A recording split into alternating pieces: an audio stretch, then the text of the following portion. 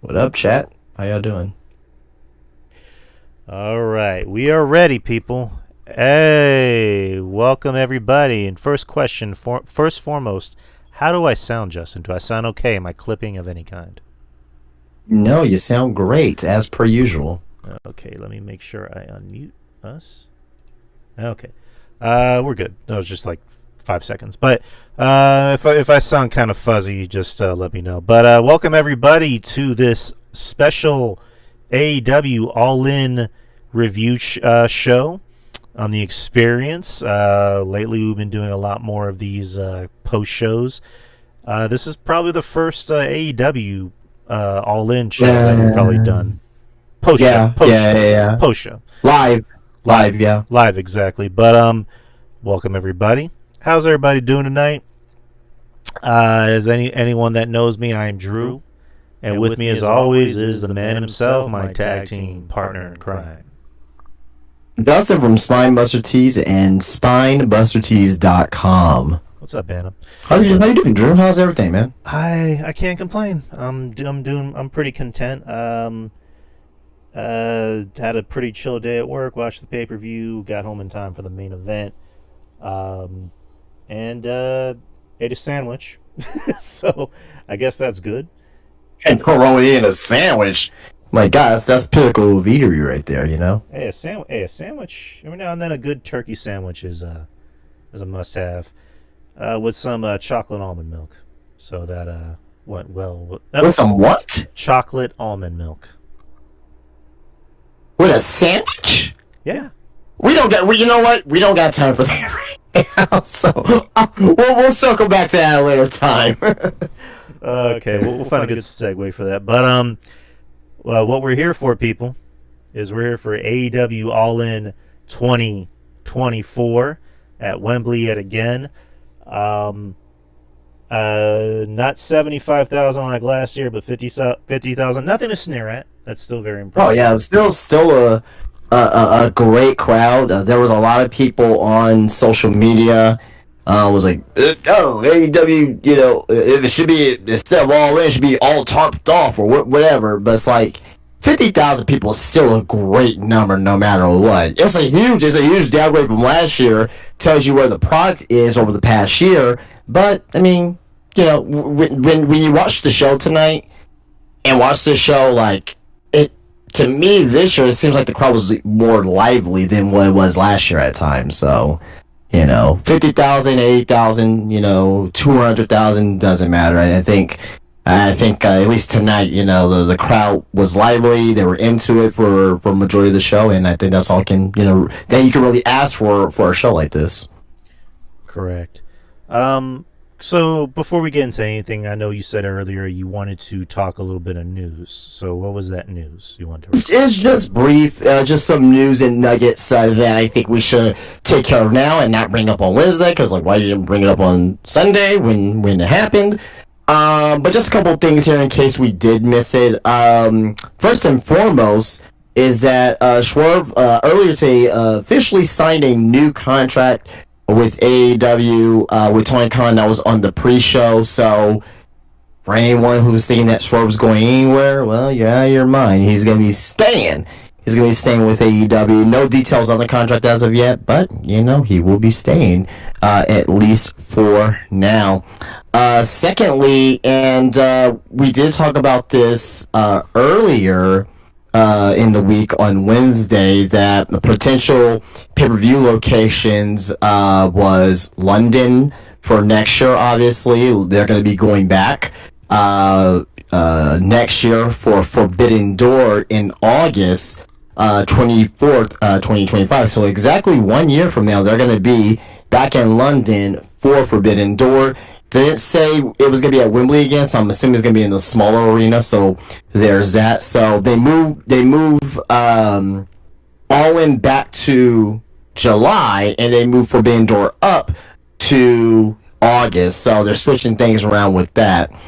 And also as well, speaking of pay-per-view events, they're going to be going to Australia for the first time in 2025. Grand Slam Australia is going to be at Suncorp Stadium, so it's another stadium show February 15th, 2025. So stop right there for a quick second and talk about that. I mean, I think those are they're moving Forbidden Door up, All In back, and the stadium show for in Australia, which I think is is a big deal. Obviously you're expanding your international market and you're going to Australia for the first time. What's your thoughts about that? I mean, good for them. I mean, they're branching out and expanding, not just sticking to one market. Yeah, next year there was it Forbidden Doors in Wembley, or not Wembley? Is it in London or Wembley or just London in general? Forbidden Door is going to be in London. It didn't say Wembley, so I'm assuming it's going to be in a regular arena.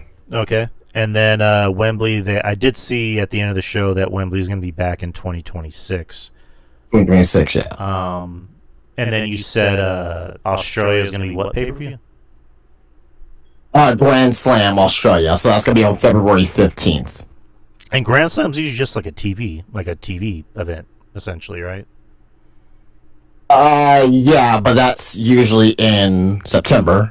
So they're still going to have their Grand Slam show in Arthur Ashe. Right. But this one's going to be, I'm assuming with the name Grand Slam, I believe this has to be like a tennis stadium, kind of like similar to Arthur Ashe. Oh, cool. So that's my assumption. So I'm actually familiar with some court stadium. So maybe you tennis aficionados, or maybe you're people who live in Australia, who's very familiar with this stadium, can let us know. But yeah, it's not going to be like a huge stadium in comparison to like a Wembley, or or what they're going to be doing in Dallas. For Arlington actually, for the next All In. So, but it seems like it's gonna be a smaller stadium, but still a stadium nevertheless. So, probably maybe 30,000 to 40,000 people that'll probably fit up. So, Well, yeah, good for them. Good for them branching out to kind of expand the show and grow their fan base. Yeah, good for them. That's all I'm gonna say. Cool. All right, and the last thing that I have here is that this is coming from PW Insider, that Daniel Garcia is under AEW contract through October and remains in discussions with the company. He has not signed a new contract as of yet. It's coming from PW Insider, and Tony Khan all but confirmed that Garcia has not signed a new contract at the Mia Scrum tonight as well. So, spoiler alert, is Daniel Garcia returned, and and he returned during the MJF Will Ospreay match, which I'm sure we're going to go into detail about that as well during this review here tonight. But yeah, so just because he's returned tonight doesn't mean he's officially signed a contract as of yet. I think that he is going to resign. I mean, I don't really see Tony Khan really putting him on this show in a big spot like that without plans for him, but we'll go into more detail about that when we get into the match there. But any quick thoughts about that? I mean, I think he's gonna end up staying personally. I mean, we talked a lot about it on Wednesday. He's staying. I think you said loyalty has probably a bigger role to play in that. He's gonna stay. I think Tony Khan's gonna offer him a big ass contract, and it looks like he's gonna feud with MJF, who's the biggest star in the company, as of now. But yeah, just he's staying. Yeah. I agree. Unless something goes very left with it, I agree. But that's all I really want to bring up. There was some other news that was supposed to drop today, but it did not. So yeah, maybe we'll hear something by Wednesday. So. But yeah, let's get this official review underway. All right, AEW All In 2024. It was at Wembley Stadium, August 25th, 2024. Today, the tagline, the final countdown. Don't have an exact estimate as to how many people were at the show. I know it was around like 50,000. It was a lot of people. Which again, nothing to sneer at, but. It's still like a 60% drop off from last year, but again, still impressive nonetheless. No, probably like 25%, less than 25%. There were some pre-show matches. I missed the pre-show matches. Again, I was at work, so I was a little tied up. But there were 3 pre-show matches. Did you watch the pre-show matches? I was actually getting ready for work as well. So the only one that I see, I went back and caught like some of the highlights of it, but I can't really go into detail of like if the matches were good or not. So yeah, probably the last match is probably the only thing I can really talk about in the Soraya segment. I'll just say that. But outside of that, yeah. Let's see. Soraya, I think, had an open challenge, and then Jamie Hayter came back. So cool. It wasn't an open challenge. She did not do a open challenge. She just came out there and say, "Why am I not on this show? I was on the show last year. I won the title here," and she was dressed as if she was going to perform, but it was really it was Jamie Hayter just coming out there and to make a return. So a lot of people were kind of pissed off that she didn't make a return on the show, but looking at the show and how the show actually played out, I mean, is you have a return at Wembley or you don't have a return at all, then you're gonna have fans complain like, "Whoa, goddamn, she could at least return at Wembley at least." So you wouldn't be able to make the fans happy either way in this situation. I thought, looking back at it on how the show played out, I thought it was a fine decision on what they did. All right. So the first pre-show match was a 16-man tag. Tommy Billington, Kip Sabian, Rocky Romero, Kyle Fletcher, Leo Rush, Action Andretti, and Top Flight with Don Callis. That's kind of a weird combo. Defeated Jay Lethal, Satnam Singh, Anthony Ogogo. I haven't heard that name in a while.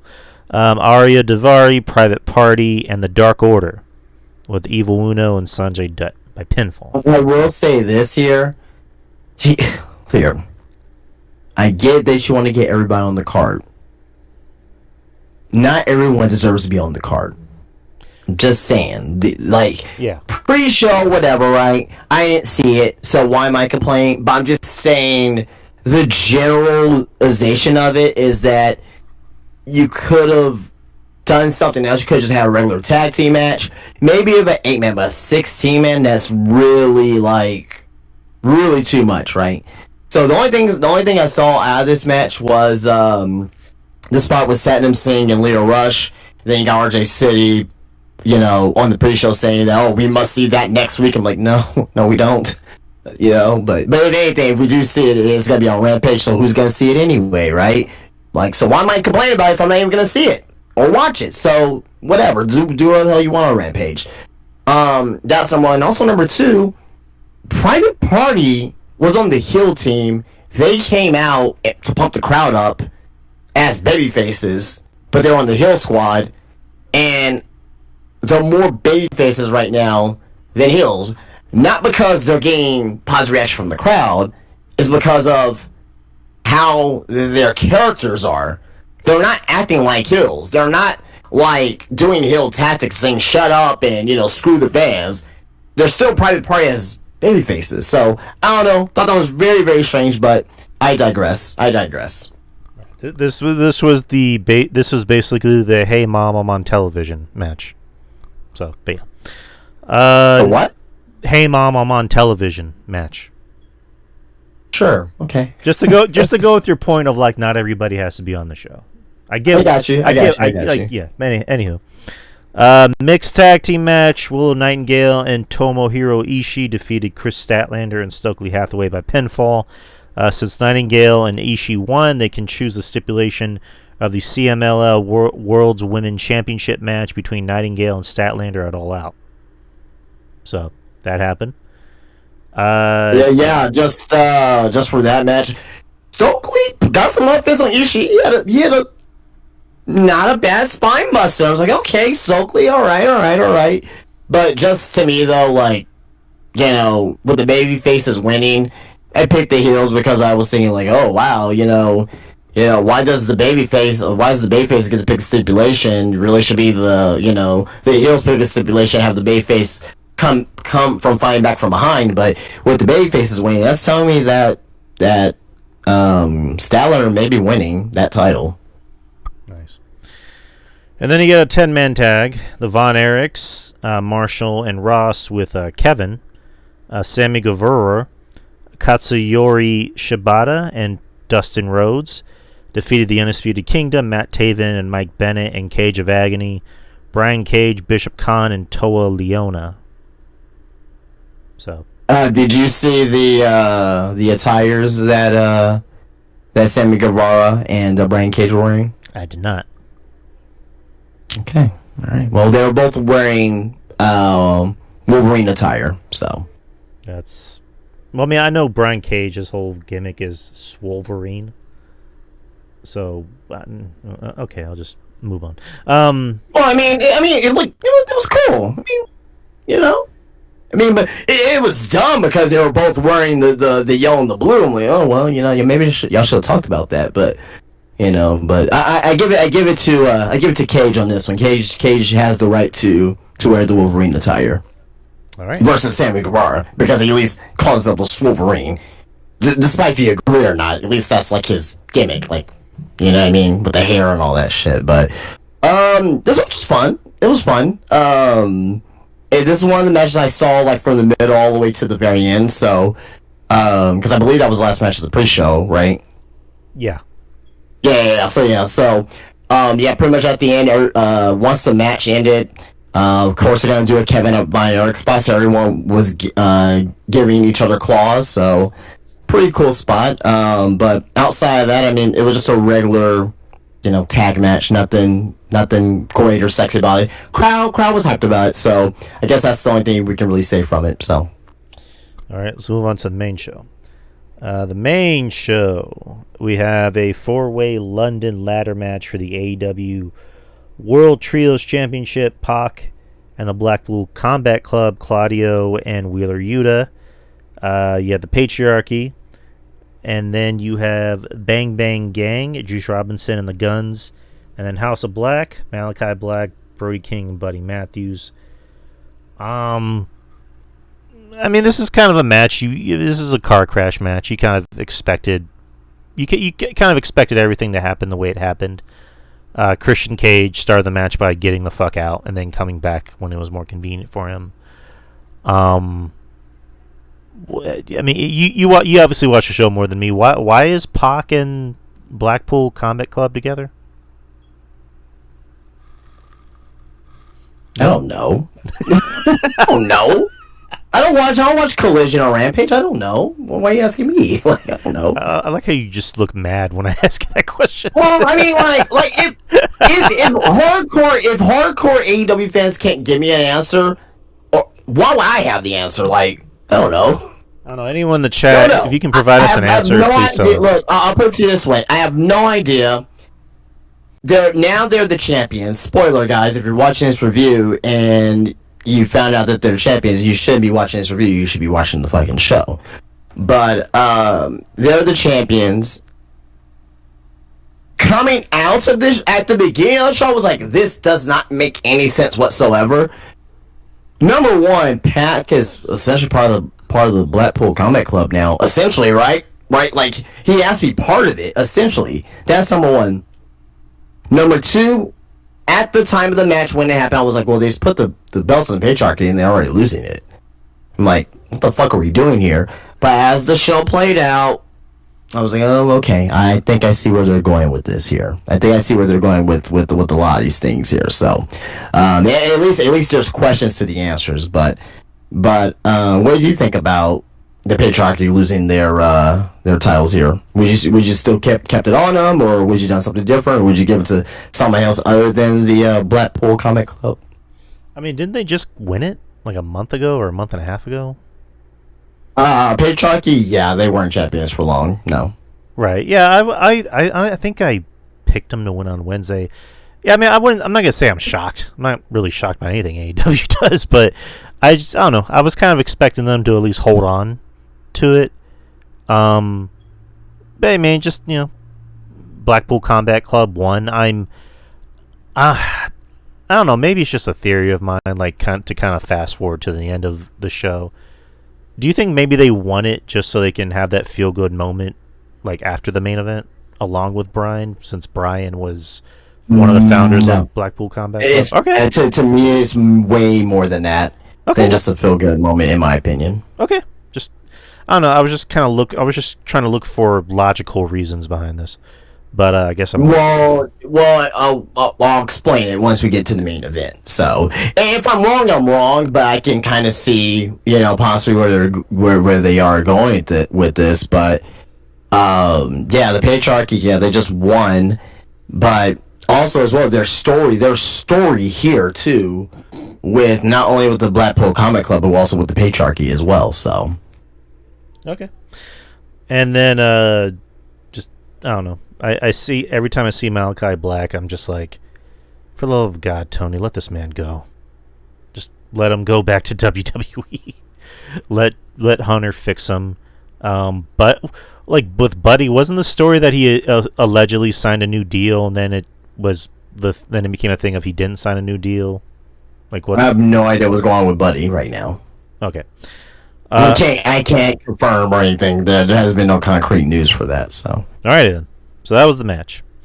Next is we had the singles match for the AEW Women's World Championship. You had Timeless Toni Storm, the champion, with Luther versus Mariah May. This is a good match. Some kind of weird booking decisions. Most notably, Mariah May slapping her mom. That didn't really make any sense to me unless there's a ongoing story with that. I don't know. Like, what'd you think about that spot? Did that make any sense to you? Yes, because Mariah May is fucking mad right now. Not like mad, like, oh, I'm angry, but she's having her demeanor is getting more mad. So of course she's a fucking heel, and she's doing anything that she possibly can to get heat. Slapping her mother is definitely a version of getting heat. You know what I mean? So, would I have done it here? Who knows, right? But at the end of the day, though, it did its part. It, got more heat on her during the match. So, I was fine with it. I don't know. To me, it seemed like cheap heat. Like slapping your mom. Like, I get where you're coming from, saying that, she's out of her mind, she's crazy, and the best way to get heel heat is to slap your mom. I mean, it's like with Dom, where Dom yelled at his mom and said shut up, and then Ray punched him in the face and got a huge reaction. I don't know, it was just that, yeah. The Dom, well, I mean, comparing that with the Dom and this here, I mean, this so go ahead. No, I was gonna say, like, for Dom, like, that was like almost a year's worth of storytelling culminating to one big segment. Whereas Mariah May, like, it's apples to oranges. It's like two very different storylines. So, yeah. But we know that was going. I mean, probably not lead to slapping her mother, but we knew this was going to lead to a heel turn of either or. Eventually, I thought it was going to be Toni Storm that was going to do the heel turn. So when Mariah May turned, I was like, oh wow, that's a new wrinkle I wasn't really expecting, but. We knew the heel turn was going to come in, when Toni Storm became this character last year, because remember last year she was fully fleshed on this character, and she brought Mariah May in, a couple months later. Like, we knew that breakup was going to come, and I mean, despite that, putting that to the side, you know why we're debating this? Why? Because this has story. Yeah.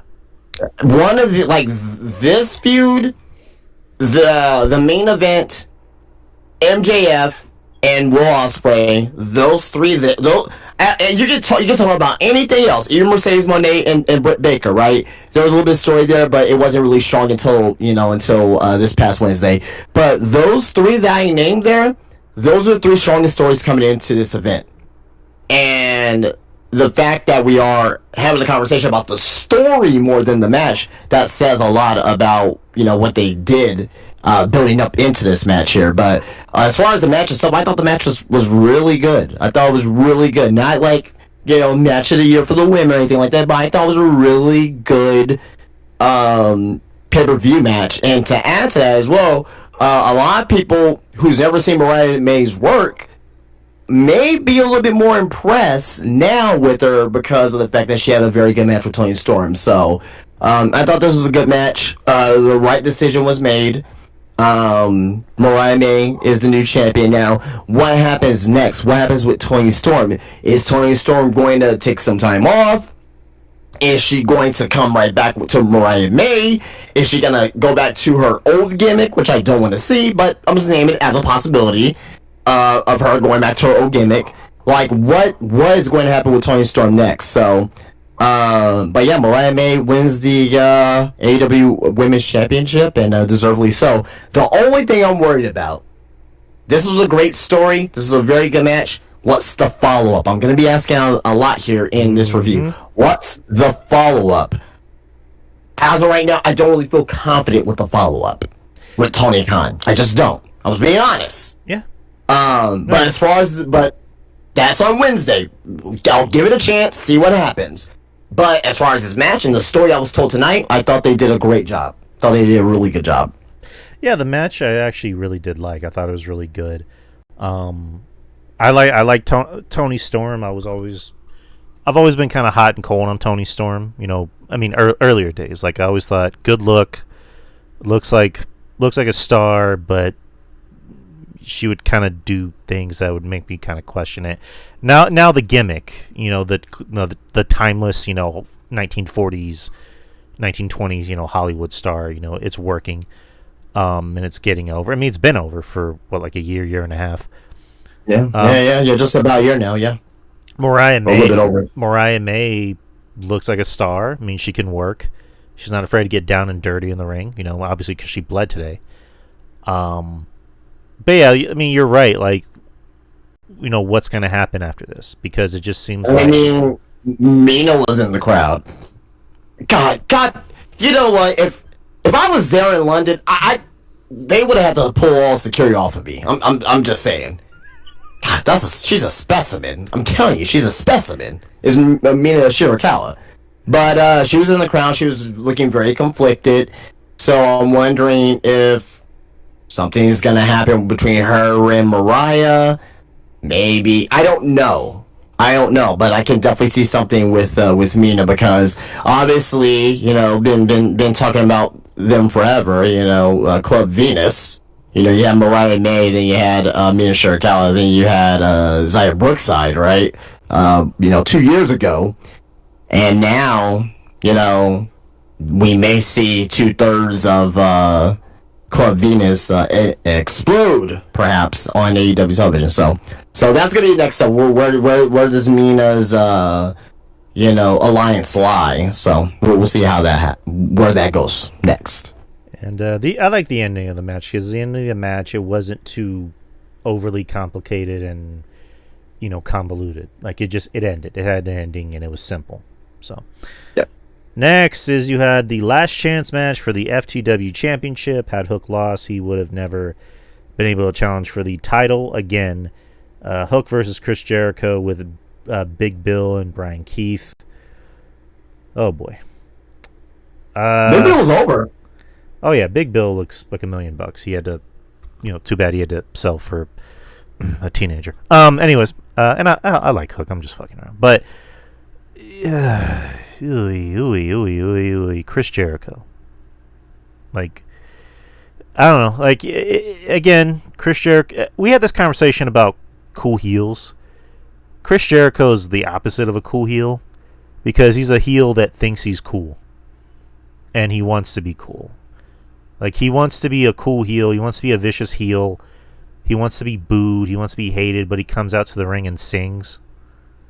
And, you know, sings his song that I just can't stand anymore. I used to think Judas was a cool song. Now I can't listen to it anymore. Well, that's taking Judas to the ring. I mean, thank God. I mean, I'd probably do it better. He hasn't used Judas in, like, a little bit over, close to a year now, I think. He hasn't used Judas. But anyways, as soon as I heard him start to sing, I just took out my headphones. Like, I ain't listening to this shit. You're like, I am a learning tree. Oh boy, I'm sure you are. It makes me laugh. It makes me laugh for the wrong reasons, because it's like this sucks, but it's funny. It's funny, but it's not meant to be funny at the same time. So, yeah. Yeah, I'm the opposite. I think it sucks. I did not like this match. I thought it was kind of weird. how in the beginning you had three giant guys. I mean, compared to Hook, they're three giant guys, especially Big Bill, all gang up on tiny little Hook.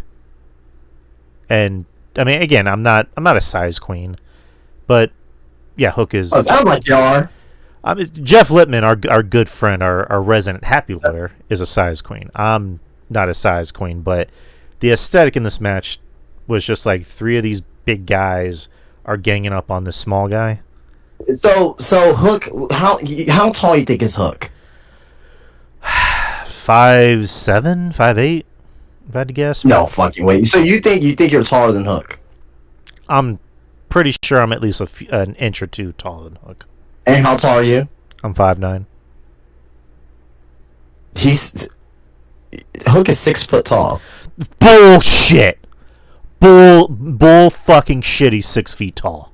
6 foot tall, man. I'm just saying. Bull motherfucking shit. He is not 6 feet tall. Hey, I don't make these things up, man.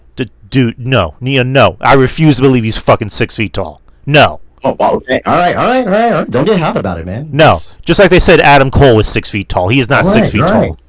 Okay. All right. All right. Cool. Let's call our jets here. No, fuck that. He's not 6 feet tall. Anyways, let's move on. But yeah, this match was no bueno. It was no bueno. It was not good. Hook won. Cool. Taz came in and did the Taz mission on Brian Keith, while Hook was doing the Taz mission on Jericho. Jericho tapped out and put over Hook. So now Hook is the FTW champion again. So, any thoughts? The match wasn't for me. Could have been the worst match of the show. I would probably say so. But also at the same time as well, I'm not gonna go and say that this was a terrible, awful bad match. We have a crowd like that reacting the way that they did. You can at least say that the match was watchable, at best watchable. So that's what I'm gonna say is at best watchable. People were hot for Big Bill. They had a nice couple spots. People popped for the dual Taz missions. So, I mean, I can't really totally shit on it. But Jericho did look good for most of the match, so I will say that. But outside of that, though, Hook winning was the right decision. Well, really, it wasn't the right decision because I thought if Jericho would have won, at least Hook wouldn't be like put into a corner with this fucking belt, but whatever. Whatever. Just the match was watchable. I'll just say that. But happy for Brian Keith getting his first stadium appearance, man. Local Texas guy here wrestles here in used to wrestle here in San Antonio all the time. So met him a couple times. Back, good guy. So just want to say that. Right. Moving on. You had. Hold on. Okay. You had the three-way tag team match for the AEW World Tag Team Championships. Yep. The Young Bucks, FTR, and the Acclaimed. Don't sound so excited. Dude, like with Jericho, I can't with the Young Bucks anymore. I can't. You never could with the Young Bucks to begin with. A long time ago, once upon a time, I tried to give the Young Bucks a chance. My dog is barking for some reason. I tried to give the Young Bucks a chance. I can't. I really can't with them. They have go away heat with me along with Jericho. They have the same match every single fucking time. And FTR, again, another team I used to like. Not to say I hate them. We talked about it with Dax. Dax needs to. I don't know what's going on with him. Stay off of social media. I mean, look. I separate real life from what's going on in the ring. I will be remiss to say, I'll be a fool to say that the Young Bucks, FTR, and the Acclaim are not good tag teams. Because they are. They're good tag teams. No matter if you think about their style, they're all good tag teams for different reasons, right? FTR is more of the old school style. Acclaim is, they're still over with the crowd. They're very charismatic. Max Caster is okay. Andy Bowens is a lot better than Max Caster, I think, in ring wise. And the Young Bucks, despite what you think, they're very revolutionary in what they did with tag team wrestling. No matter if you like that style or not. I mean, no matter if you like the style or not. I'm just saying, you can't deny the facts. I'm just saying. But I will say this: this match here, it didn't do it for me. It wasn't a bad match, but it's like, how much more can we see a combination of these three teams wrestle with each other, right? Thank God it wasn't like 20 minutes, because I'll be like, oh man, this match is dragging. So it didn't overstay its welcome. It did what it needed to do, and they got it there, right? But the fact that, you have the Young Bucks again going against FTR in some fashion. It seems like when FTR signed their contracts with AEW, it seems like, oh, well, in your contract, you're going to be having a match against the Young Bucks, at least 2 times a year or 3 times a year. So that's what it feels like. So, but, to your point with FTR and Cash and, I'm sorry, with Dax or whatnot, you even had, you came by the shop while it was on Thursday. I was catching up on this whole Dax and JD stuff, and I was like, oh wow, like JD, they're really like putting it in on not just like him, but like AW as a product as a whole, because they go on there and say what they want to say, but again, I try to put that to the side. I don't look at, oh, if I like you as a person, I like you as a wrestler. Well, that's kind of why I don't do, because it's kind of like Mark Hamill. A lot of people don't like Mark Hamill, right? I mean, but people still love Luke Skywalker. Yeah. So I mean, so that's why I do with wrestling for the most part. So, but regardless of the fact, back to the match. This match here was good. It was good. But again, how can I keep seeing matches like this over and over and over again and still be impressed with it? So, those are my thoughts about the match. Though it was good, serviceable, but again, it's once I'm bored. I wasn't bored of the match. I'm just bored with a combination of these three having matches against each other always. Yeah. Anywho, next is the Casino Gauntlet match. Did you have thoughts about the match? I mean, I didn't want to just run over you on that one. So yeah, the Young Bucks won. Surprise. I don't know. Again, dude, just the Young Bucks. I can't with them anymore. So, but anywho, Casino Gauntlet match for a future AEW World Championship match. The participants, there were 12 people. Orange Cassidy, who I guess had a vignette, I guess a little mini movie before he came out. It was like the dedication to Mr. Bean. Yeah. Have you seen Mr. Bean? No. Yeah, I've seen Mr. Bean, of course. Oh, okay. And then Okada, so they opened the show.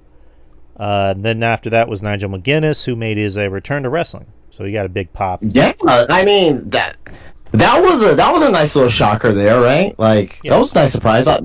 He went in there. I mean, obviously I was wrestling 13 years, but someone who has wrestling 13 years, first of all, he was in tremendous shape for one, and also number two, he looked good in there. Yeah, good for Nigel. I'm happy for him. Kyle O'Reilly came out afterwards at number 4. Number 5 was Zack Sabre Jr. Well, another big surprise, just won the G1 Classic. Was that what it was called? They won Climax. Ooh, Climax. Yeah, I know. Next was Roderick Strong, who's still wrestling. Next was Mark Briscoe, the current Ring of Honor World Champion, who got a big reaction. God bless him. Next was Hangman Adam Page, who's still mad about everything. Next was your boy Jeff Jarrett, who got a pretty... I did pop for that, for the wrong reasons. I'm back, baby! Ain't not great. Who got a pretty big reaction, surprisingly. It's fucking Jeff Jarrett, man. Next was the debut of the shocking former WWE superstar, Ricochet. And he was wearing NXT black and gold, too. So, good for Ricochet. Yeah. Good to see him there. Good to see him make that money. and a future dream match with Ospreay is inevitable. So, but good for Ricochet. Happy for him. Next was So before we go, oh, sorry, go ahead. I'm sorry. Go ahead. Go ahead. I'm sorry. no, I insist. Continue. No. Finish up.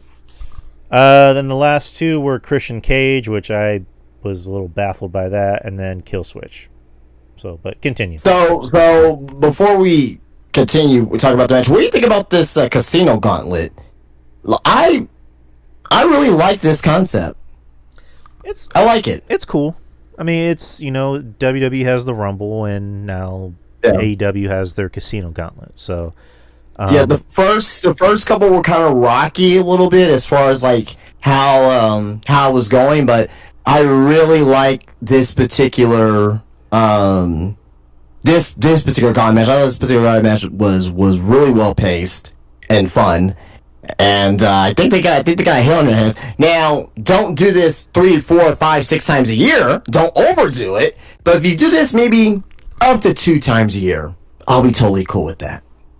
I was thinking like do it primarily for All In, like have that be an All In match, kind of like how Money in the Bank was a WrestleMania match. Well, I mean, you can do that too as well. But but if they want to do it 2 times a year, I'm not going to complain about it. But yeah, at least once for sure, because I think they got a hit on their hands with this match. Yeah, it's a cool concept. It's kind of weird because you have so many like, I guess big names, for AEW and also like in the Indies, Japan, that are in this match, and it's just like these guys easily could have just had like a singles match on the show. Right. You know what I mean? Like you could have like again, I'm not the biggest fan of Zack Sabre Jr., but you could have had a Zack Sabre Jr. have a match with somebody in the show. You could have had, and I'm surprised Orange Cassidy didn't have a match. And anyone that knows me knows I'm not an Orange Cassidy guy. But how is he not on the show? In some way, shape or form. Same thing with Hangman Adam Page. But yeah, just to continue, the match towards the end of the match, Kill Switch looks like he's going to chokeslam Christian, and then Kyle O'Reilly, who I can't tell if he just was maybe late or early on his cue, legit looked like he was just standing behind Christian to go, should I do it now? And then Kill Switch chokeslams him, and then Christian pins Kyle. So now Christian will have a future world title match, which I did not like that personally. It just, again, I like Christian. I like what he's doing now, but to me that doesn't really do anything for Christian. In my opinion. I mean, and again, I'm not even a Hangman Page guy, but I think that match would have done more for Page. But you are totally 100% correct, and I even agree. I even said that, hey, if Hangman did not win tonight, what the fuck are we doing, right? Because it should be Hangman versus Swerve at All Out, period. Yeah. But what happened at the end of the show, I am not mad that it's Christian in this case, because there is a bigger story brewing here between Christian and Killswitch. They have a lot of routes that they can go with this, right? I think the most likely route is that, Killswitch costs Christian the title against Danielson, right? Mm-hmm. I think that's the most obvious one. Or the most unlikely one is that Christian wins the title from Danielson and Killswitch turns on Christian, and we get that's a feud for the World Heavyweight Championship. I don't agree with that. I'm just saying on what could happen. So that's a possibility. Do they think that they want to try to push Killswitch to the main event? I don't know. I have no idea. But at the end of the day, though, Christian did say that, because one thing to do fall from Collision is what Christian's doing. He did say that he is going to win every single title as he's in the Patriarch.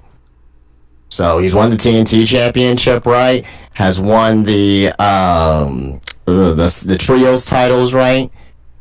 Hey, World Heavyweight Championship could be next. So we'll see. So there's a built-in story there. That's my point. Even if a lot of people may not know the story, there's at least a reason behind it because he has said that on television. So there's that. But I would have preferred Hangman. I think it's an easier route, it's an easier story to write with Hangman. But the fact that Swerve lost, I think that may have changed plans for Hangman to win this match. So, right, yeah. I mean, again, I'd be fine with a Christian Cage world title run because I like Christian. I personally, again, this might be an unpopular opinion. I like Christian's TNA run better than his WWE run. Like, I thought he had better matches. That's not popular. A lot of people will say that, I think. Yeah, I mean, but also, sorry. Go ahead. No, go ahead. Finish.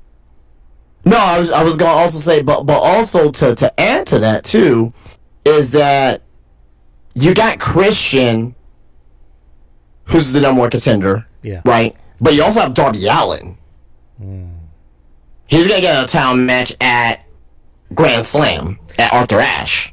So, you know what I mean? So it's convoluted right now because you have Danielson, who just won. You got Swerve. Does he get a rematch? You got Hangman, who lost his match. But okay, I'm excluding Hangman because he didn't win tonight. Then you got Christian and Darby Allin. So it's like it's a little bit convoluted right now. So I don't know where this is going long term for the world title, but as of right now, it seems like it's gonna be Danielson versus Christian, maybe an all out, and I don't know how I feel about that. I don't think that's an all out main event worthy type of match, in my opinion. I mean, especially if you only got less than 2-3 weeks to build it up. I don't know, because like you brought up Darby, and then I had a quick thought of like, what if they do this, and then you kind of reminded me like, oh, he gets a title shot at Arthur Ashe. I'm like. Arthur Ashe, yeah. Yeah, because I was thinking, like, what if they... Because, like, I'll save my thoughts for after the main event. I don't want to, fast forward or anything. But next is you had a singles match for the AEW American Championship. You had Will Ospreay versus MJF. Both getting big entrances. Will Ospreay coming to the ring, basically promoting a new game. The new Assassin's Creed game, which actually looks pretty good, which actually looks kind of cool. I like the Assassin's Creed. I mean, he's a fucking Assassin's Creed whore. Oh no, I know that. Like, he has a tattoo and everything. So yeah, he's Assassin's Creed whore. So like, he didn't promote the game. Like, can I promote the game, bro?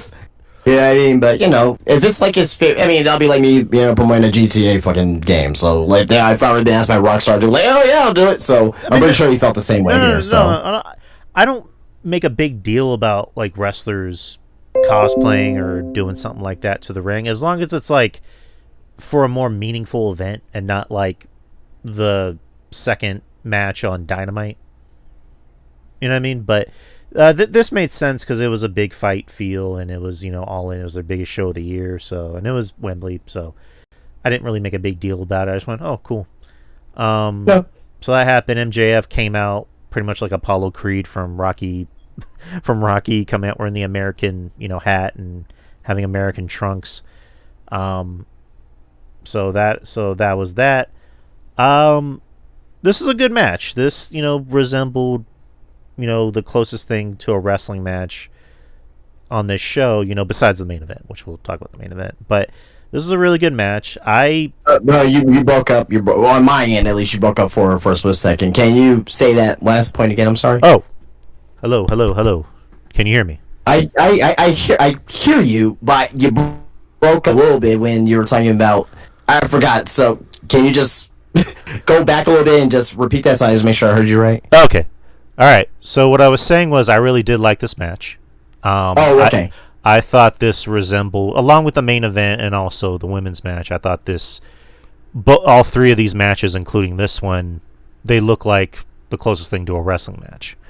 The main event I like probably a little bit more, but I really did like this match. Well, I mean the women's match. I mean, you said because I think you said the women's match. We don't have wrestling matches, but I get your point. Yeah. Right. Like they just Anywho, that's neither here nor there. But I probably like this a little bit more than the last match that these two had. Partly because it was more what's the right word to use? It was a little bit more contained. and it had an ending, and it made sense.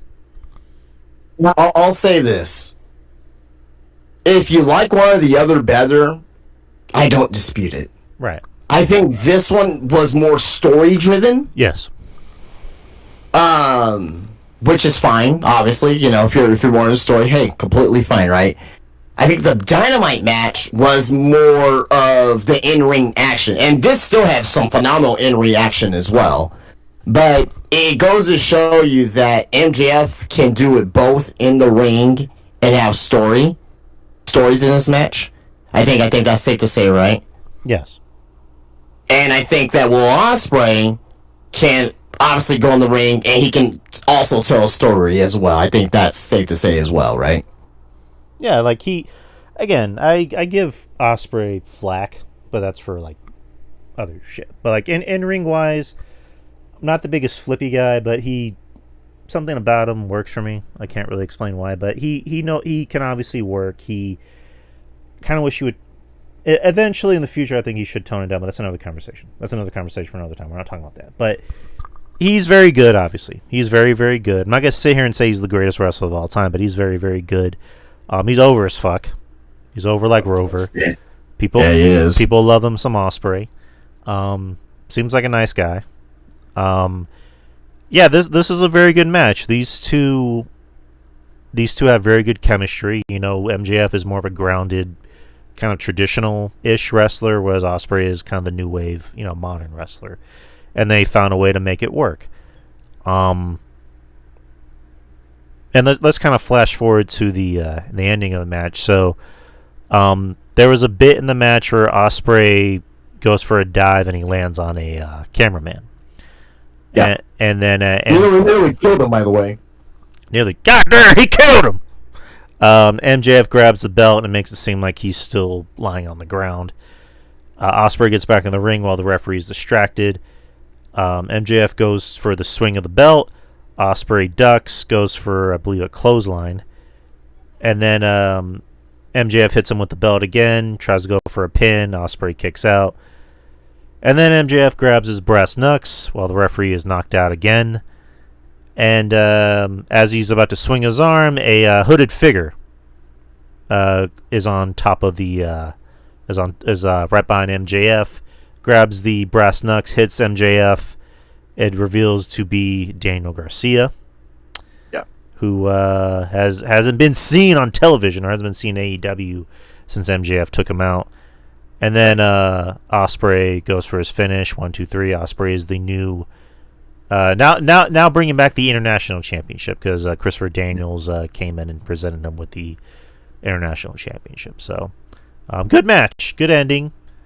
And him with the Tiger Driver as well, which was a move that he quote unquote retired until Bryan Danielson, after Dynamite, just told him, "Hey, do it."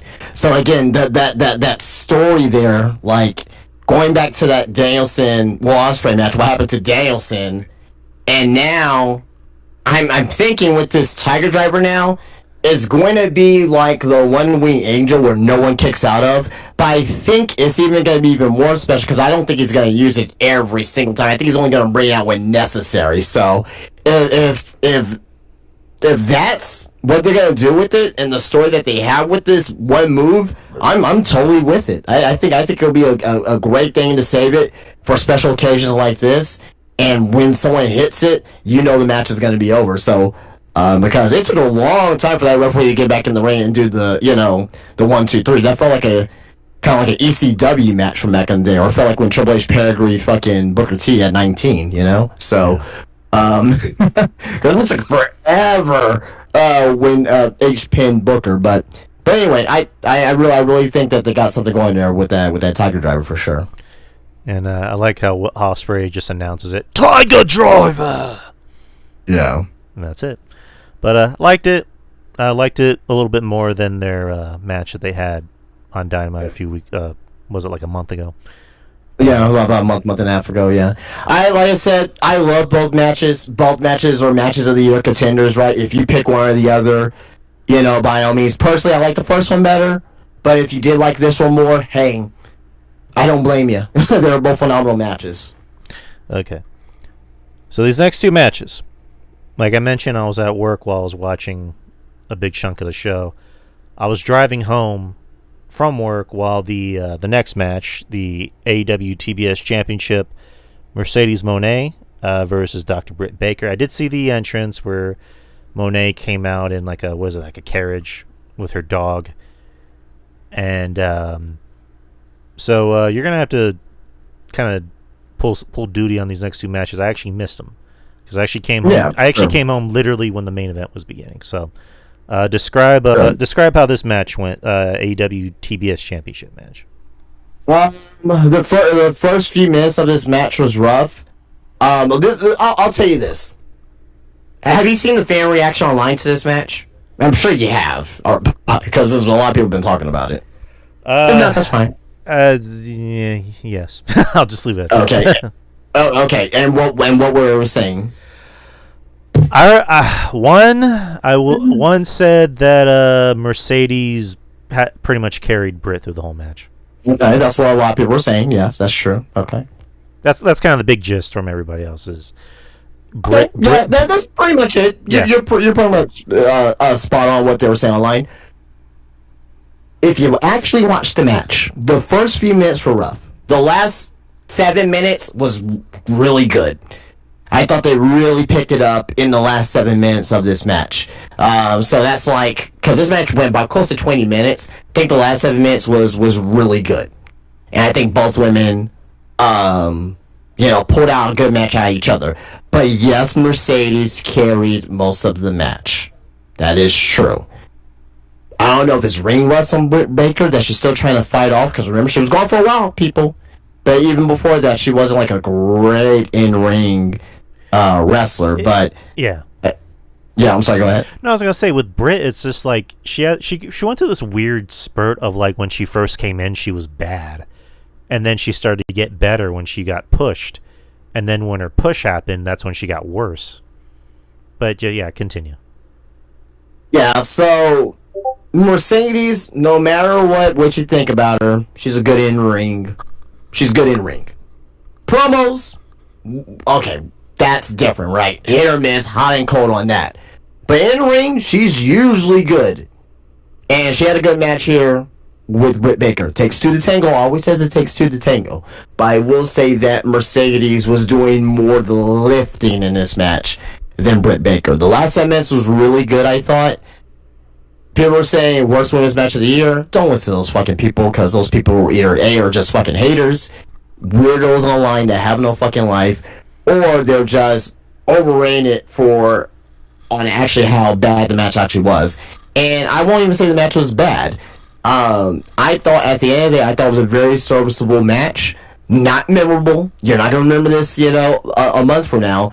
But at the end of the day, it's not a match where it's like, oh my gosh, worst women's match of the year. Don't believe those fucking people. Go and watch it yourself. If you don't care about it, if you don't want to watch it yourself, then your opinion is invalid. I'm just saying. If you didn't go out and actually watch the match yourself, your opinion's invalid. If you actually watched the match, the last 7 minutes was good. And Mercedes, picks up the win here, as she should. As she should. But I thought the last 7 minutes was fine. It was a little sloppy here and there, obviously, especially at the beginning of the match. It was very sloppy. Towards the end, it was getting a little bit sloppy as well. But again, I thought both women did fine for what was presented to them at the end of the day. All right.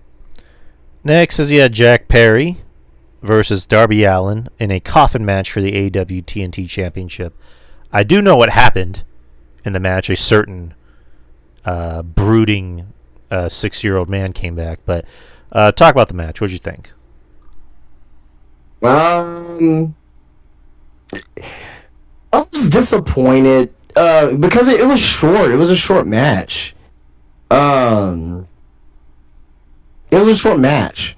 It really felt like a Darby squash. Like Darby felt like he kind of like got squashed in this match to me a little bit. Unfortunately, there was some a couple Darby spots. The coffin drop, basically like hitting like the steel chairs, and he did like a dive on the coffin, and his when he hit the coffin when it was standing up, like his back hit like the edge of the coffin, like the sharp part of it. So I'm surprised he didn't cut himself up in there. But disappointed in this match.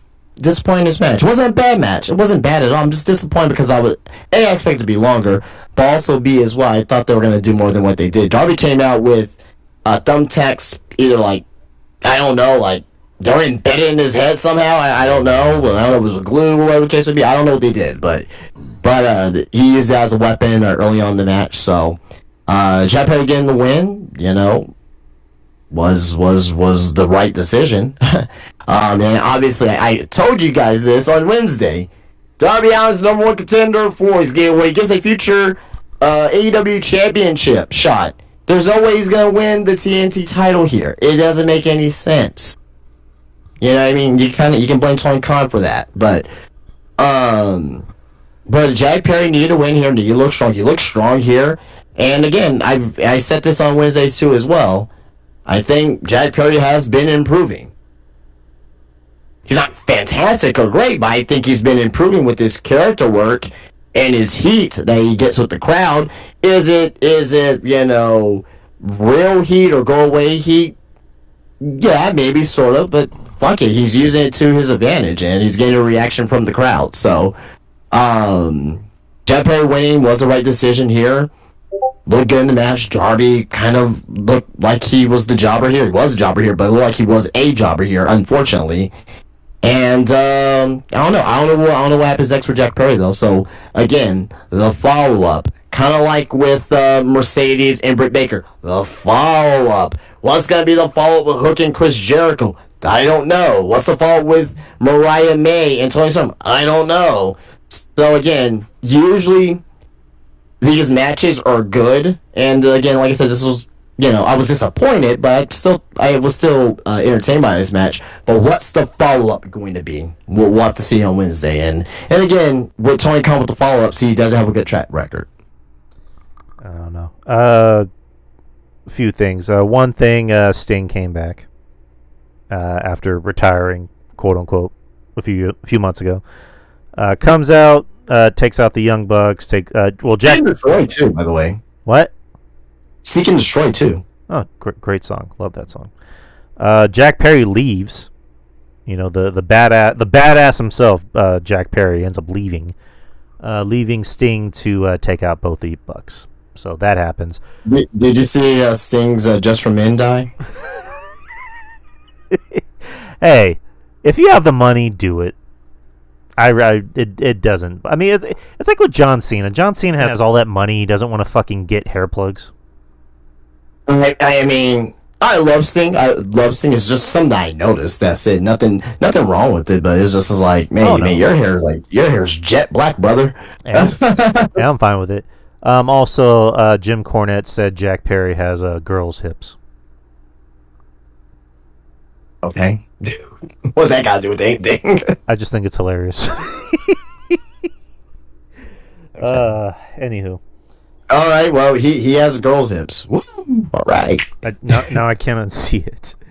All right. Main event time. I don't look at another man's hips. I'll just say that. Put your hand up on my hips. Then we do. Oh, nothing. All right.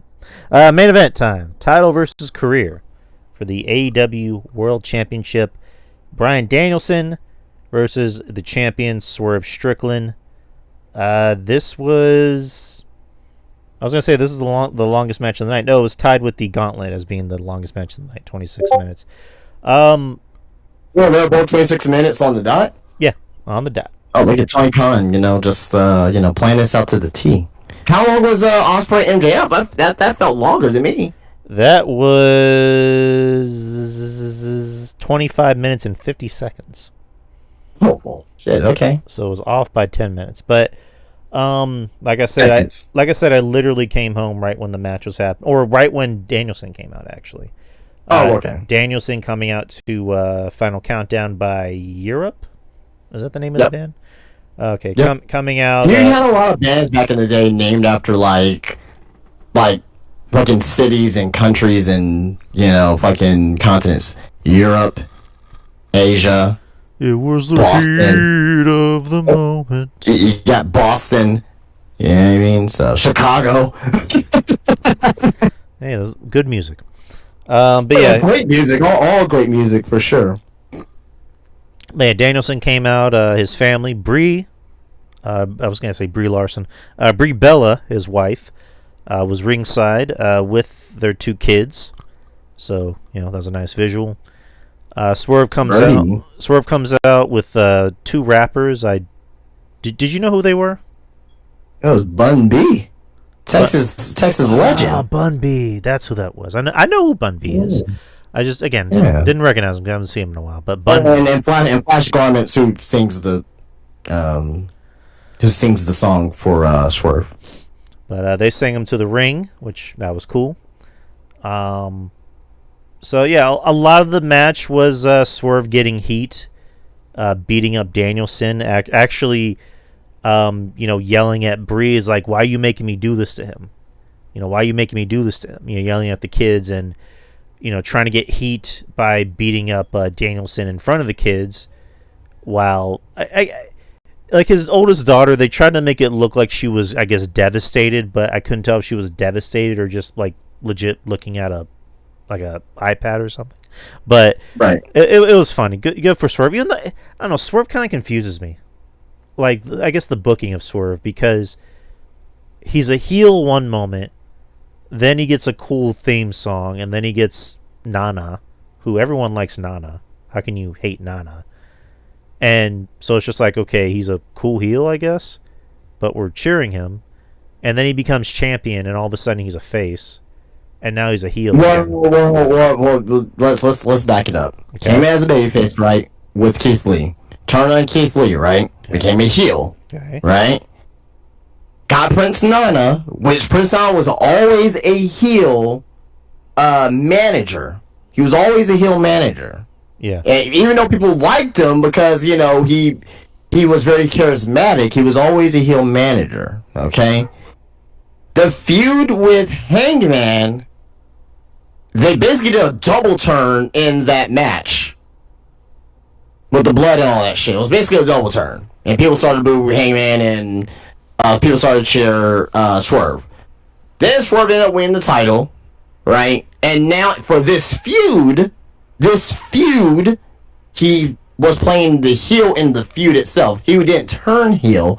He was playing, because you gotta, like, for a match like this, you gotta have Swerve the heel, because Danielson's career is on the line. You can't just have him just be the straight, edgy babyface. He has to play the heel. He didn't turn heel. He was just heel for the match. So, and now that he's gonna be obviously still feuding against Hangman. Hangman is clearly a vicious, pissed off heel right now. And when they have their match, obviously Swerve is gonna get the babyface cheers and the babyface pop. So there you go. All right. Well, I guess. Overall, a good match. A lot like with the MJF and Ospreay, and then the women's title match, like, resembling a wrestling match. Granted, there was like, I guess I shouldn't be too surprised because it's AEW and it's the modern wrestling crowd. Was it 4 false finishes? Danielson giving the what do you call it? The kick. What does he call the kick? The goat kick, or what do you call it? The psycho knee. Psycho knee. There you go. Swerve. So you say modern AEW match with 4 false finishes. I guess what I meant to say is it's AEW, so they cater to the modern wrestling fan, whereas every match is not so much overbooked, but just the false finishes after false finishes, and again, just not my taste to have so many false finishes, like kind of rather than on the entire show. Yes and no, but like if it's just like false finish after false finish after false finish after false finish, it kind of takes me out of the match. But this did. Cody and Roman had a lot of false finishes. That was the main event of WrestleMania. Like, come on, we kind of. This is the main event of All In. this is the WrestleMania. Actually, I get it, but I get what you're saying. But you can't, you can't like compare. Well, I mean, you can't compare one to the other. Obviously, you could do that, right? But you can't make one narrative over the other. Like, false finishes is false finishes. Like it happened. It happened in NXT all the time, black and gold. Not saying that you loved it. I'm just saying it happens. I give this a pass in some aspects, but I'm just trying to make a point. Yeah, I get it, but it's just like if every single match has false finish after false finish, it takes me out. But this is the main event. I made an exception, and yeah, Cody and Roman did have false finishes. That was the main event of WrestleMania. You can kind of tell where that was going to go, and you can kind of tell where this was going to go, because this was Danielson's retirement match, quote unquote. Yeah, it was, there was going to be Gaga in it. It was going to be overbooked, as it should be. But yeah, I liked it. It's Danielson. He's never going to stink up the joint. This was probably Swerve's best match, or one of his better matches that we've seen in a while. Danielson can have a good match with a broom handle. Like, that's how good he is. I mean, like, Swerve has really had really great matches this year. It's like, yeah, but obviously the one. I'm sorry, go ahead. Yeah, but it's Danielson. I mean, not to say Swerve has never had a good match. I'm just saying, like, it's Danielson. Like, you're never gonna have a bad match with Danielson. Oh yeah. I always say it takes two to tango. I agree. 100% agree. Danielson may have enhanced it a little bit more. You know what I mean? But, Swerve has had great matches with Hangman, with, what do you mean? He hasn't had great matches with Hangman? Move on. Next. He hasn't had great matches with Hangman? You don't think he hasn't had a great match with Hangman? Yeah. Oh my god. Alright. Also Ospreay, had a great match with Ospreay too. Yeah, that was alright. That was a good match. That was a good match. I'm not trying to say it was a bad match. We can continue. Let's go. This is fine. It's fine. Chocolate almond milk. Discuss. I'd rather not. Oh man. I was trying to lighten the mood. But no, this is a really good match. This match was predictable, but good predictable. I always say there's good predictable and then there's bad predictable. This was good predictable.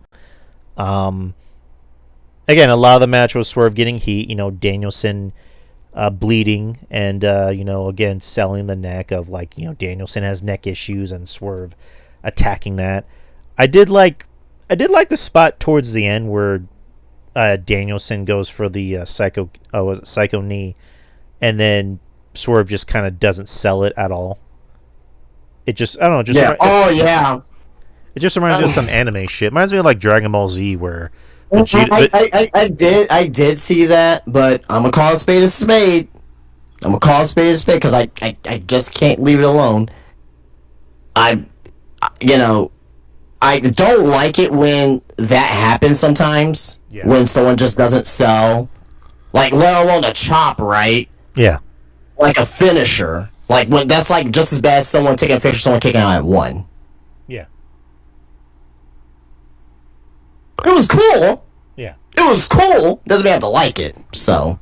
Yeah, it was cool. I mean, it was like in Dragon Ball Z when Vegeta put all energy into one kick on Cell, and Cell just no-sold it. But if let's just say that if Swerve would have done a house call to, let's just say, Hangman, and Hangman just gets right up, right? Would we be still thinking that it was a cool spot? I think both of us would have been more critical. Yeah, I mean, I guess again, I'm not a big Page guy. I guess the argument that people could make on that is, Hangman's crazy. He doesn't feel pain. Well, like Moxley does it all the time, right? Yeah. Good point. I'm just saying if we don't like if we gotta call out for one, we have to call on the other ones too as well. Like, yeah, I thought it was cool. Again, I still think it was cool, but, like, at the same time, I'm like, well, that doesn't make no fucking sense. It was a cool spot, but it was unnecessary. Is that what you're trying to say? Yeah, that's all I'm saying. Okay. Anywho, where was I at? Oh yeah, just trading back and forth. Trading finishers back and forth. Danielson going for a psycho knee for a second time, gets a 2 count. Swerve going for house call. I think was it like a second? I think he did like 3 house calls in a row. Doesn't get it. Goes for another finisher. Doesn't get it. Yeah. Hangman comes out, which I guess I get why, but I think that would have made more sense if he actually won the match. If he actually won the gauntlet match. But so what Hangman? Okay, let me ask you this: what do you think Hangman's mission is with Swerve? he just wants revenge. He wants to make his life hell. Okay, yeah. He basically said that I'm gonna take everything away from you, no matter what. Okay. So like, where if he would have won or not, again, it would have been better if he would have won. Because again, I'm going back to what I said earlier. I would have preferred Hangman to win that gauntlet. I would have preferred him to win over Christian, but him still coming out here, I'm like, you know what? That still makes sense. That still makes sense to me. So that's where I am with that. Okay. And then, right after that, that's when Danielson takes advantage of the distraction, goes for a psycho knee, doesn't get it. And then later on in the match, Danielson does another psycho knee and then does the label lock. Swerve tries to get out. Danielson grabs his hand and does the Pete Dunne, I'm going to break your fingers bit. And then does what looks like Johnny Gargano's move, the Great Escape. And Swerve taps out. Now Danielson is... Well, no, it was kind of like the Brutalizer. Yeah. Well, they kind of like the Rings of Saturn-ish. So, well, yeah. Yeah. And now Danielson is the AEW World Champion for the first time. Has a nice moment with his family. The Blackpool Combat Club comes out and celebrates with him. And again, nice win. Jason Solomon, posted something pretty nice on Twitter where he pointed out 10 years ago Danielson had a big celebration at WrestleMania 30 in front of a big crowd. Yeah. 10 years later, he had a big celebration, in front of a big crowd as a world champion. Yeah. So, would that make him the first wrestler to win a WWE title? And actually, no, never mind. He's not the first. Never mind. I was gonna say, was he winning WWE title and the AEW title? Yeah, I know. Yeah, Jericho, Moxley. Okay, forget I said anything. Yeah. But Danielson. Maybe the first ones to win titles for both companies in stadiums. I will say that. Okay, you can say that. But yeah, Danielson is the AEW World Champion, which, again, good moment. Good way to... great moment. I think when people, like 10, 15 years from now, if AEW is still around, if they're not around, I think people are going to go back and look at this moment as one of the best AEW moments, for sure. Oh, yeah. Most definitely. But good moment. Good way to close out the show. Possibly the end of Bryan Danielson, or I guess before we get to All In or All Out. But I think if he does lose he is going to lose the title eventually. But I think that's going to happen at Wrestle Dream, which is going to be in Washington, Seattle, I believe, where the show's going to be at. So okay, there you go. So again, very good match. Probably my match of the night. Just based off of not just the match, but the I don't disagree. But I don't disagree. But the moment also. What'd you think? Thoughts on the match? I thought it was a fantastic match. Great story told here, with Swerve just making Danielson bleed buckets and from his family, and stomping on Danielson's head in front of the family, and and all that. So. Heyman coming out there just makes Heyman the biggest hater on earth to Swerve, you know what I mean? And basically, him winning, getting the big pop from the crowd in London. So, very much so a deserving moment, and I really, really, really, really enjoyed the main event for sure. If you take this match of the night, fantastic. This is possible. You had 2 possible match of the year contenders on the same show with MJF and Ospreay, and now this match as well. So, do I think they are matches of the year? No, but if you had to say your top 10, top 15, I wouldn't be mad at that either. So, but again, the story was great here. The story coming into this match was great, and the story coming out of this is very interesting Because I mentioned a few names, right? I mentioned Darby Allin, Christian, Swerve, all names, right? All names who, who can be in this world title picture, right? There's one name that I think that pretty much from what happened tonight can join this world title picture. Mm-hmm. And I think the story out of all these names, I think the story will be the possibly the best. Who would you think I would be talking about possibly? Did they wrestle on the show tonight? No.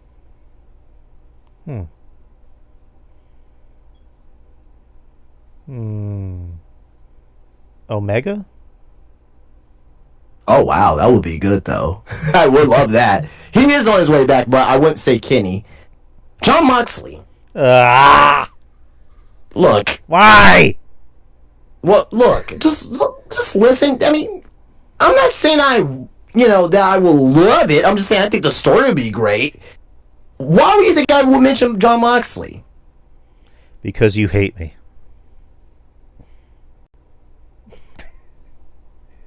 I'll save it for another day. No, I'm kidding. Explain. I want to hear this. So the reason why I'm saying Jon Moxley is because of who won the ladder match tonight. Blackpool. Who is Danielson a part of?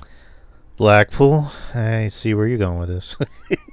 He's gonna come back with no title, thinking that the Blackpool comment, thinking that, oh, you guys think you're better than me because, you won titles without me. He's going to come back, with a chip on his shoulder. It may not be an immediate turn, but I can see something to where that he will turn on Danielson and go after the AEW World Championship. I'm not saying that I want that to happen. I think the story will be good.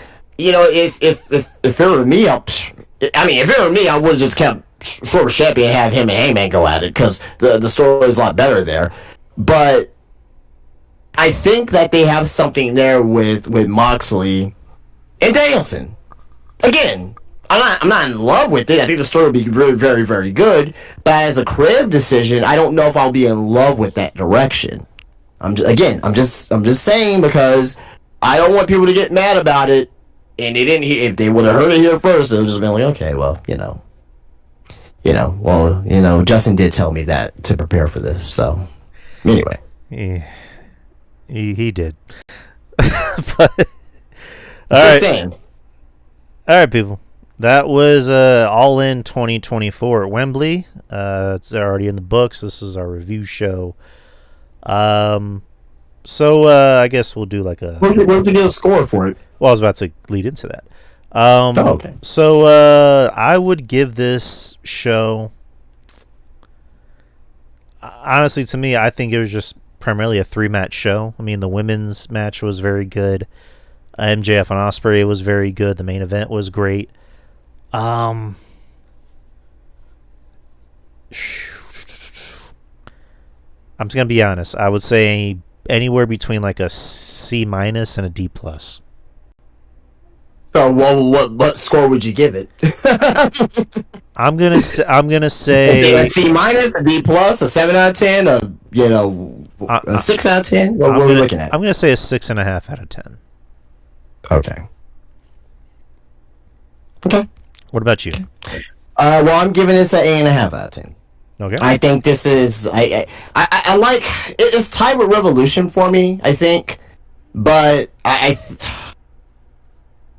if you say Revolution's better, fine. Because like Steam's retirement and all that stuff, and you did have some good matches on the show. But if you think this show was better, okay, fine. But I think they're both tied for me as AEW's pay-per-view of the year. So I don't have a decision yet as far as because it's too early, right? I don't want to be stuck in the moment, but like it's from top to bottom, man. Like I mean, the only match I really didn't give a fuck about was Hook and Jericho. Everything else was like good to passable, and but the only match I really didn't give a fuck about was Hook and Jericho. I mean, even though I said, I'm tired of seeing these three together, it was still a good tag team match. for the tag team titles with the Bucks FTR and the Acclaim. It was still a good match. I still enjoyed it. You know what I mean? Mercedes and Britt Baker, you know, rough at the beginning. They picked up in the last 7 minutes of the match. Even though I was disappointed with the lack of time of and kind of the booking decision with Darby Allin and Jack Perry, I was still, you know, fairly entertained by the match. So then they had 3 really good matches of Mariah May, Toni Storm. Then you had obviously Will Ospreay, MJF. Then you had Danielson and Swerve. Like those 3 alone, you know, if they would just been a 3-match card there, this would at least been, you know, maybe a 7.5, right, or whatever, right? But for the rest of the matches on the show, with exception of Hook and Jericho, it slightly put it over to 8.5 for me, because at the end of the day, a lot of stories were told here, and I am very curious to see what they're gonna do. Again, I don't trust Tony Khan though. I don't trust Tony Khan for the follow-up. So we'll see what happens on Wednesday. I don't trust him with the follow-up at all. But at least tonight, fairly positive for AEW. 8.5 out of 10. Okay. What was your favorite and least favorite match? Favorite match? Ugh. I'm probably going to have to go with the main event. Right. It's kind of hard not to go with the main event there. And least favorite is Hook and Jericho. Yeah, we have the same choices, literally. So, yeah. But that's our review on All In 2024 in Wembley. We will actually next week is going to be a busy week for us because Wednesday we have the Wednesday show, and then the whole weekend next week. Predictions too, yeah. What was that? Predictions as well. Predictions, which I think that's pretty much going to be the whole gist of the show on Wednesday. And then next Saturday, I was gonna say All In. Jesus Christ, no. Bash at Berlin. Same time, same channel. 7:30 p.m. Central Time. And then Sunday is No Mercy. So we will be on literally right after No Mercy. No Mercy usually starts at like 6. So it should end like right around before 9, or probably like 8. 9:30, something like that. Yeah. I was gonna say probably like 8:40 something. Usually it ends pretty early. So.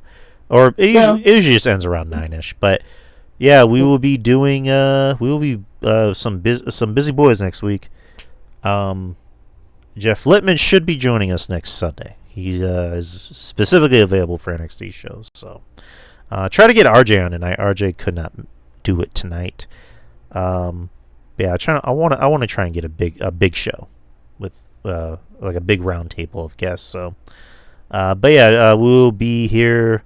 3 times next week, so tune into that. But anyways, people, thank you to everyone on Discord, anyone listening on YouTube for joining us tonight. We hope you enjoyed All In. We hope you enjoyed our review of All In. Yeah. If you guys are here live in the Discord channel, go subscribe to Drew on YouTube and watch us on there, interact with on there. I know Drew's trying to grow a community over there on the Drew Yard Experience on YouTube, so he wants to get those subscriptions up. So just at the end of the day, support us, but mainly supporting Drew is really supporting Drew at the end of the day, because it is his YouTube channel though. So he's putting a lot of hard work over there. So at least what you can do is at least go over there, give a like, help us with the with the algorithm over there, and give us a subscription, and tell a friend about it too. Be a friend, tell a friend. Right, and as well as doing the live video feed on YouTube, I'll also be posting the audio portion on YouTube as well, whatever you're into, as well as posting the audio portion of the show on Spreaker, iTunes, Spotify, what have you. But yeah, man, just Justin. Tell them how Spinebuster Tees works. Yeah, it works by you going to the website, find a t-shirt, click add to cart, and pay, and get it shipped to you. I'm just kidding. You told me, you asked me to ask him to say how it works. I just did. Visit Spinebuster Tees, spinebustertees.com. Go and get yourself a array of merchandise on there. Wrestling t-shirts made by yours truly. Check out the Just Enjoy Wrestling t-shirt, the Hardcore Men's Wrestling t-shirt, the I Am Amar t-shirt, the Vanilla Midget t-shirt, the USA American Pride t-shirt, and very much so, ton of other shirts online designed by yours truly. Get it shipped out to you. It takes about a week and a half to get that out there to you on SpinebusterTees.com. Also, Spinebuster Tees on Instagram. Follow me on there. Always getting new stuff inside of my business. Which is booming right now, I will say, where you can come visit me if you're ever in the San Antonio, Texas area. Spinebuster Tees at the Wonderland of the Americas, aka Crossroads Mall. Come on in, visit. Let's talk about pro wrestling, and also as well, while you're there, support me. That's how I make my living. Come in, buy a T-shirt. Got T-shirts less than $10, or I was like $10 and less for the most part in there. Also as well, go and get yourself an action figure, a lucha mask, some wrestling socks, a wrestling keychain, old vintage wrestling magazines or VHS tape or DVDs. Have them all here inside my shop. Come visit. You won't regret it. You're gonna have a great time there. You're gonna be in heaven at Spinebuster Tees. At the Crossroads Mall, Wonderland of the Americas. Also, Spinebuster Tees on Instagram and SpinebusterTees.com. And for anyone that's and if you're lost, people, I made sure to put the link in the description for SpinebusterTees.com. As well as our other links, our social media links. My social media link for Twitter X, DY Experience. Also Spreaker, which is where the home base for the show usually comes from. You can also find it on Spotify, iTunes. I don't say this a lot, but if you could be so kind as to head over to iTunes and give the show a review, give it a star rating, 5 stars. Maybe leave a nice little comment, how you feel about the show, how you feel about us. Yeah, that's really about it. And also YouTube, the YouTube channel. Get those numbers up. Trying to make that YouTube money, as we all do. But yeah, I mean, YouTube, the monetization on YouTube is a lot tougher. Yeah. Than what it was from before. So yeah, but do you know like the policies like for the YouTube monetization, like where you need to be at? I believe the last time I checked was I need to have at least 1,000 subscribers. Yeah. And like a certain amount of like views before I can qualify for monetization. Not views per se, but you need a certain amount of minutes watched. Yeah. So get those numbers up, people. 1,000 subscribers. That's the I guess that's the qualifications, and also watch the videos, please. But anyways, people, we're done for the night. Much love to everybody. Much love to our friends who do support the show. Wrestling Soup, of course, who gave us the platform to do this show.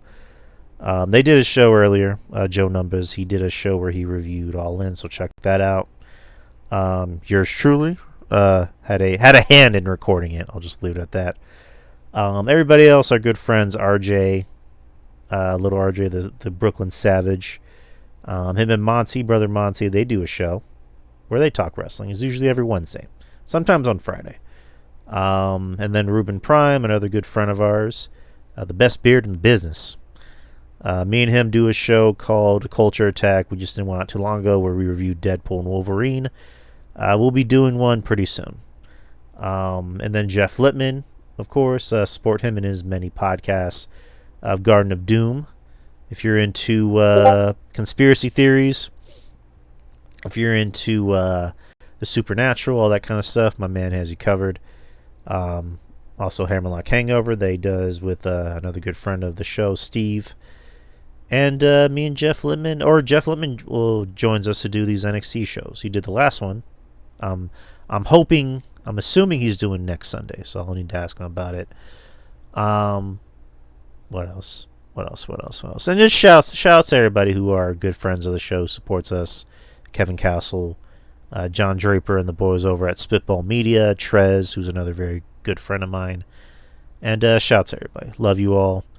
And of course, shout out to Justin here, who's Been a part of the show for 2 years, actually. It was 2 years last month. Couldn't do this without him. Couldn't do this without him. He's the man. Justin is the man. I try. You don't need to try. You don't need to try. You do, and you do very well. And of course, he said it. I'm going to say it again. Support Spinebuster Tees.